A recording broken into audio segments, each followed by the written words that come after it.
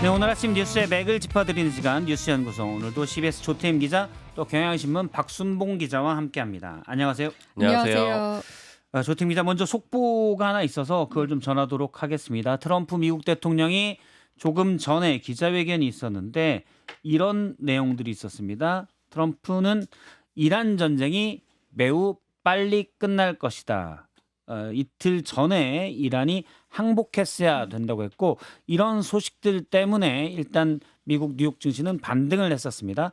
또 트럼프는 원유 공급을 내치면 이란을 더 강하게 타격하겠다라고 했고, 호르무즈 해협도 미국이 장악할 수 있다고 했습니다. 또 이란 지도부를 두세 차례 제거했다. 이란이 평화를 이룰 수장을 세워야 한다라고 말해서 이란의 차기 지도자 모즈타바에 대한 반감을 나타내기도 했습니다. 예, 약간 트럼프 말로는 조금 네. 전황이나 이런 것들이 생각보다 빨리 되고 있다, 이런 취지로 얘기를 했네요. 이게 오늘 새벽에도 한 그 언론과의 인터뷰에서 이제 "전쟁이 마무리 수순이라고 생각한다." 요 말이 이제 보도가 되긴 했었거든요. 예, 그래서 이제 뉴욕 증시 좀 반등을 하고 유가 상승세도 좀 상승폭을 줄이는 걸 보였는데, 지금 이제 트럼프 대통령 속보 나온 거는 기자회견을 통해서 밝힌 기자회견에서. 거잖아요. 예, 그러니까 좀 더 구체적인 내용이 나와 봐야겠지만 어느 정도 이제 전쟁을 좀 마무리하는 수순이라는 걸 좀 자부하는 것으로 그런 메시지를 보입니다. 알겠습니다. 이 부분 이따가 일부에 성영광 서강대 유럽연화 교수가 연구소에 교수님이 나오시니까 좀 더 짚어보도록 하겠습니다. 일단 국제유가부터 짚어보도록 하죠. 네. 유가 $100 돌파, 석유 최고 가격제 꺼내는 정부. 예, 국제유가가 결국 배럴당 $100를 넘어섰습니다. 네. 그러니까 보통 심리적 저항선을 $100라고 하는데 그게 어제 오전에 넘었었어요. 그 서부 텍사스산 원유가 $100를 넘어선 건 2022년 7월 이후 3년 만이라고 하는데, 그 브렌트유 같은 경우는 $110 선까지 상승을 했었습니다. 예, 그러니까 이게 다들 뭐 아시겠지만 호르무즈 해협 그 유조선 통행량이 급격히 줄었기 때문인데, 지금 문제는 운송이 안 되는 거에서 끝나는 게 아니라, 그러니까 원유 수출국들이 원유 수출이 안 되니까 그 저장할 곳이 부족하고, 그러다 보니까 원유 이제 생산조차 줄인 거예요. 그래서 지금 감산 같은 경우는, 이라크 같은 경우는 하루 330만 배럴이던 수출이 80만 배럴 수준까지 이제 급감했다고 하는데, 이런 상황이 계속 이어질 경우 골드만삭스가 예상하기를 이달만 국제유가가 배럴당 $150까지 오를 수 있다, 이런 예상을 하기도 했거든요. 예. 어제 이제 국내 유가도 좀 급격히 상승하는 모습을 보이면서 전국 평균 휘발유 가격이 리터당 1,900원 넘어섰는데, 이 1,900원 넘어선 것도 2022년 7월 이후 약 3년 8개월 말입니다.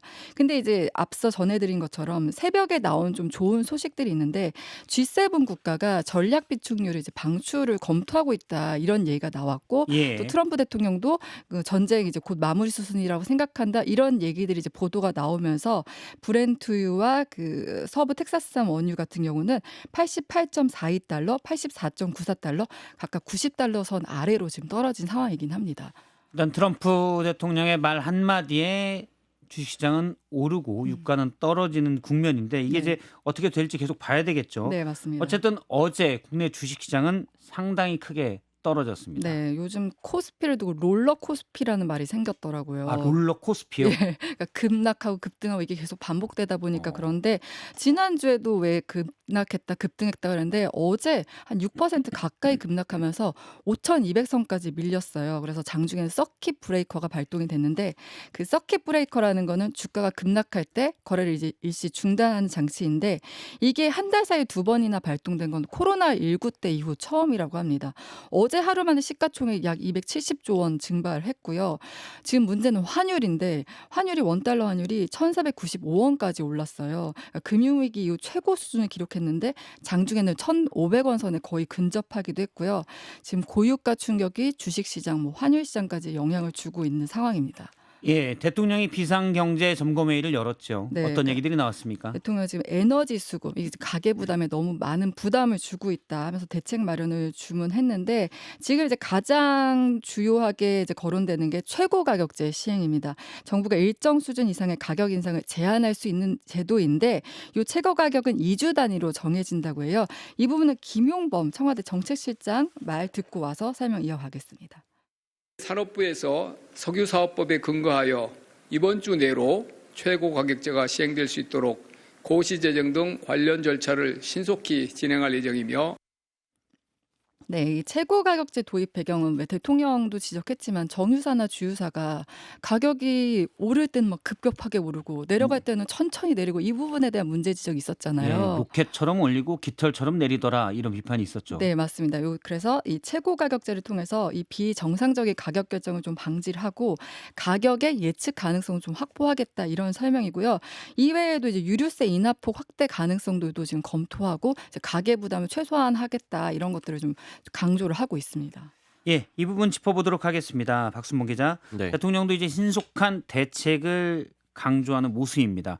최고 가격제가 그러면 이번 주부터 혹시 시행이 되나요? 네, 이번 주 내로 고시 제정 절차를 밟기로 했으니까 예. 가능한 빨리 하겠다라는 그런 의지를 좀 내보인 거고요. 음. 그러니까 사실은 예전에 저도 설명을 드린 적이 있었던 거니까 언급이 되긴 했었는데 구체적인 일정을 아예 확정을 했다. 이렇게 이해를 하시면 될 것 같아요. 예. 그러니까 지금 정부 조치들을 보면은 할 수 있는 모든 조치들을 다 동원을 하겠다 이렇게 이해가 되는데 지금 최고 가격제에 더해가지고 추경도 진지하게 고민해야 되는 상황이라고 김용범 실장이 얘기를 했거든요. 예. 그러니까 추가 경정 예산까지 편성을 할 수 있다라는 겁니다.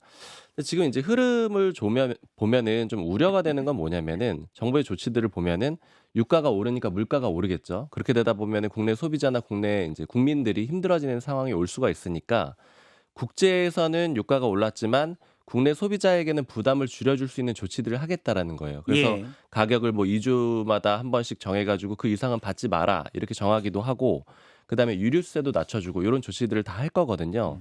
그렇게 해서 서민 물가를 잡겠다라는 건데 이제 문제는 뭐냐면은 이렇게 하려면 결국에는 재정이 들어가게 되는 겁니다. 예. 재정이 들어가게 되고 특히 이 정부가 예산을 짤 때 보면은 이제 기재부가 발표하는 경제정책 방향이나 뭐 예산안 편성 지침 이런 것들이 있거든요. 그걸 보면은 미리 그때 유가나 물가 이런 것들을 산정을 해놓고 예산을 짜요. 근데 예. 예전에 이미 짜놓은 유가가 얼마였냐면 64달러였습니다. 그러니까 지금 시점쯤엔 한 64달러 정도로 유가가 예상이 되니까 그걸 기준으로 예산을 짜놓은 거예요. 근데 지금 유가가 100달러를 넘어간 상황이 됐잖아요. 예. 그러니까 50% 이상 폭증을 한 거거든요. 이렇게 되면 지금 여러 가지 유류세 낮춰주고 이런 조치를 위해서 재정도 들어가야 되고 추가적으로 이거 외에도 여러 가지 모든 물가들이 다 올라가기 때문에 재정이 더 많이 필요해지거든요. 예. 그럼 이렇게 돼서 문제가 뭐냐면은 소위 말하는 스태그플레이션이 올 수가 있다라는 거예요. 그러니까 국제 유가가 올라가서 경제 상황은 안 좋은 거잖아요. 그런데 물가는 또 올라가는 거잖아요. 근데 물가는 오르고 성장률은 떨어지는. 맞습니다. 그리고 이런 상황에서 이걸 막기 위해서 추가 경정 예산을 편성을 한다라는 거는 정부가 돈을 더 풀겠다라는 얘기가 되는 거거든요. 예. 단기적으로는 막을 수가 있는데 장기적으로 봤을 때는 이게 또 다시 물가 상승의 요인이 될 수가 있는 겁니다. 그래서 결국 관건은 뭐냐면은 전쟁이 장기화되면 안 되는 거예요. 근데 전쟁이 장기화가 될 거냐 안 될 거냐 이걸 지켜봐야 되는 건데 일단 지금 제일 주목이 되는 거는 미국하고 이스라엘이 어떻게 정리를 하느냐 이 문제예요. 예. 그러니까 이스라엘이 지금 주말 동안에 그 이란의 석유 조장거를 공습을 하니까 미국 쪽에서 안 좋아하는 메시지가 계속 나왔거든요. 이게 무슨 짓이냐 아니면 뭐 그게 좋은 생각이라고 생각하지 않는다라고 의견을 전달하고 이런 내용들이 보도로 쭉 나오고 있는데 결국 이건 양국의 입장이 다릅니다. 그러니까 미국 같은 경우에는 트럼프 대통령 같은 경우에는 전쟁하는 게 좀 부담이잖아요. 그러니까 원하는 거는 그냥 핵시설만 딱 파괴를 하고 그다음에 정권만 교체를 하고 싶은 거거든요. 자기 입맛에 맞는 친미 정권으로 바꾸면 되는 겁니다. 근데 문제는 이스라엘이에요. 이스라엘은 이란이랑은 그냥 불구대천의 원수거든요. 그러니까 같은 하늘 아래 살 수 없는 양국이기 때문에 인프라 자체를 완전히 파괴해가지고 재기 못하도록 만들고 싶은 겁니다. 예. 그러니까 이 사이에서 지금 왔다 갔다 하면서 문제가 생기는 거거든요. 그래서 이 정리가 좀 어떻게 되느냐가 문제인데 아까 조금 전에 말씀해주신 속보들 있잖아요. 그러니까 전쟁이 빨리 끝날 거다 이런 얘기들의 메시지는 결국에는 트럼프 대통령도 유가 상승에 대한 부담을 많이 안고 있기 때문에 전쟁을 좀 빨리 끝내지 않겠느냐 이쪽으로 좀 정리가 되지 않겠느냐 이렇게 좀 예측은 됩니다. 미국 내에서도 사실 전쟁에 대한 여론이 좋지 않기 때문에 트럼프 대통령은 부담이 될 거고 사실 부패 혐의로 기소된 네타냐후 이스라엘 총리 같은 경우는 전쟁이 빨리 끝나면 자 이제 당신 문제를 봅시다라는 여론이 생길 수도 있으니 그렇죠. 네. 길게 끌고 싶겠지요. 그런 부분도 영향을 미치는 것 같습니다. 대통령이 어제 비상경제점검회의에서 최악 상황에 대비해야 된다라고 하는데 사실 이런 일이 있으면 취약계층은 벌써 최악이거든요. 그런 부분에 대한 좀 빠른 지원도 필요할 것 같습니다. 두 번째 뉴스 볼까요? 절윤 선언한 국힘 침묵한 장동혁. 예. 어제 국민의힘의 긴급 의총액입니다. 네. 윤 전 대통령의 복귀를 반대한다. 결의문을 채택했어요. 네, 어제 긴급 의원 총회였는데 전원 명의의 결의문을 채택했습니다. 우선 이제 12.3 비상계엄에 대해서 공식 사과를 했고요. 이제 가장 관심이 가는 대목이 윤석열 전 대통령의 정치적 복귀에 반대한다. 이른바 윤 어게인 주장에 선을 그었다고 볼 수 있는데 이 부분은 송원석 원내대표의 발언을 보고 오겠습니다. 윤석열 전 대통령의 정치적 복귀를 요구하는 일체의 주장에 명백히 반대합니다. 대한민국도 국민의힘도 결코 과거로 되돌아갈 수 없습니다. 네, 대한민국도 국민의힘도 결코 과거로 되돌아갈 수 없다. 그러니까 윤어게인을 주장한 세력과 이제 단절하겠다 이런 뜻으로 볼 수 있는데요. 그리고 또 과거의 프레임에 묶이는 이제 일체의 언행을 중단하고 대통합에 나서겠다 이런 내용도 결의문에 담겼는데, 예. 그러니까 이 내용들 다 정리를 하면은 비상계엄 사태에 이제 사과를 다시 하고 윤 전 대통령과의 정치적 거리두기를 공식화하고 당내 내용을 이제 정리하겠다 이런 선언이에요. 근데 이 결의문 어제 한 3시간 가까운 이제 의총 끝에 나온 건데 당내에서 지금 위기감이 상당하거든요. 뭐 빨간 옷 입고 돌아다니기 힘들다. 그리고 뭐 이렇게 전단지 같은 거 돌리면 다 찢어서 바닥에 버려져 있다. 뭐 이런 얘기들도 나오고 지금 후보들도 기근인 상황이잖아요. 그러니까 결국에 지방선거 앞두고 이건 당의 생존이 달렸다. 이런 인식이 확대되면서 결의문까지 나오게 됐습니다. 근데 지금 이제 장동혁 대표가 며칠째 지금 침묵을 지키고 있는 상황이잖아요. 예. 근데 이 어제 결의문은 분명은 국민의힘 국회의원 일동이라고 돼 있어요. 그러니까 장 대표도 이제 여기에 포함이 되는 거잖아요. 장 대표도 결의문에 동의했다라고 봐야 되는 거죠. 그렇죠. 네. 근데 장 대표는 사실 지금까지 뭐 절윤 요구에 대해서 이거 아직까지 1심 판결이다. 절연 얘기는 분열 시작이라면서 강하게 좀 반박을 했는데 어제 의총에서는 따로 발언하는 건 없고 그냥 의원들 얘기를 듣고 뭐 메모하는 모습들을 이제 보였다고 해요. 그리고 며칠째 지금 별다른 입장 내놓지 않고 있는데 어제 결의문 낭독도 장 대표가 해달라는 요청이 있었는데 송원석 원내대표가 한 거라고 하고요. 그거는 장 대표가 낭독을 거절해서 송원석 원내대표가 하게 된 건가요? 그렇다고 볼 수 예. 있을 것 같습니다. 네, 그래서 어제 의총이 끝난 뒤에 기자들이 결의문에 동의하는 것이냐, 절윤 뜻에 함께하는 것이냐 이렇게 물었어요. 근데 거기에 대해서도 답을 하지 않았고요. 이제 당 지도부는 설명하는 게, 근데 어쨌든 이 결의문에 장 대표도 의원들의 총의를 따른다 이렇게 담겨 있는 것이다 이렇게 설명은 하고 있고요. 이런 분위기들 종합하면은 그러니까 장 대표의 노선이 막 딱 바뀌었다 이것보다는 의원들 압박 속에서 좀 이제 방향을 바꾸는 모습을 보인 정도 아닌가 이렇게 보이고요. 의원들이 압박하니까 마지못해 수긍하고 있는 형태다 지금. 네, 총의를 따른다 정도 수준으로 이제 보여준 것 같고요. 실제로 어제 의총에서는 친한동계 그 징계 철회 그리고 윤리위원장 지금 문제되고 있는데 윤리위원장 사퇴 같은 걸 요구했지만 결의문에 담기지 않았고, 그리고 제가 계속 얘기하는 게 윤 전 대통령의 정치적 복귀에 반대한다라고 했잖아요. 예. 그러니까 이걸 명확히 절연한다 이런 메시지가 맞느냐도 이제 해석이 좀 분분한 거예요. 사실 정치적 복귀 자체는 수감돼 있으니 불가능한 거잖아요. 네, 맞습니다. 그래서 이제 이거 갖고 이제 완전히 지금 갈등이 봉합됐다고 볼 수 있느냐 이런 지적들 나오고요. 그리고 또 하나의 변수가 전화한 게 있습니다. 그러니까 어제 결의문 발표 이후에 저녁에 자신의 유튜브 라이브 방송에서 장동혁 대표 만나자 이렇게 제안을 했어요. 예. 그러면서 윤어게인을 지지할지 아니면은 그 106명가 절연할지 만나서 얘기하자, 만남을 제안한다 이러면서 만약에 장 대표가 절윤을 한다면은 절대로 장동혁 대표를 지지할 수 없다 이런 엄포를 놓기도 했습니다. 사실 어제 긴급의총이 열리게 되고 당 의원들이 결의문까지 채택하게 된 데는 서울시장 후보의 공천장을 그 후보 신청서를 접수 안 한 오세훈 시장의 역할도 좀 있었다고 봐요. 네, 맞습니다. 그러면 이제 결의문을 채택했으니 오세훈 시장은 선거에 나갑니까? 어제 오 시장이 이제 입장문을 냈는데 입장문도 내고 또 본인 이제 기자회견도 했는데 그러니까 이제야 수도권 후보들이 선거에 임할 최소한의 발판이 마련됐다. 드디어 변화가 시작됐다. 이렇게만 얘기를 하고 뭐 공청 신청할 것이다. 이 부분에서 명확히 입장을 얘기하지 않았어요. 다만 당과 의논해서 뭐 결의문이 어떻게 실천되는지 보면서 결정할 것이다 하면서 좀 여지를 뒀다고 볼 수 있고요. 지금 당 공천관리위원회도 어제 오전까지만 해도 뭐 추가 공모 없다 이렇게 이제 엄포를 놨지만 오후에는 또 추가 공모를 받을 수 있다 이제 여지를 남겨뒀기 때문에 때문에 이 부분에 대해서는 다시 출마할 가능성이 높아졌지만 또 오세훈 시장이 어떻게 판단을 할지는 좀 지켜봐야 될 것 같습니다. 예, 이 부분도 짚어보도록 하겠습니다. 박순봉 기자. 네. 그러니까 어제 이게 어떻게 이런 상황까지 왔느냐 좀 얘기들을 들어보니까 일단 송원석 원내대표가 굉장히 주도를 했더라고요. 예. 그 얘기를 들어보니까 이 원내 쪽에서 장동혁 대표를 계속 설득하려고 했대요. 그 노선을 좀 바꿔야 되지 않겠느냐 이렇게 설득을 하려고 했더니 장 대표가 이건 나는 소신이라서 내가 개인적으로 뭔가를 발표할 수는 없다 이렇게 계속 완강하게 버티더라는 겁니다. 그래서 원내 쪽에서 아이디어를 낸 게 그러면 집단 지성으로 가자. 당 전체 의원 명의로 하게 되면은 장 대표의 부담이 좀 줄어들게 되지 않겠느냐 이렇게 해서 설득하는 과정이 어제 의원총회 이전에 이미 있었던 거고요. 아, 예. 그러니까 장 대표는 어제 아무 얘기도 하지는 않았지만 그냥 암묵적으로는 어느 정도 이 결의안에 동의를 해준 그런 그림으로 이해를 하시면 될 것 같아요. 그리고 송 원내대표가 어제 모두 발언에서 보면 이런 얘기를 해요.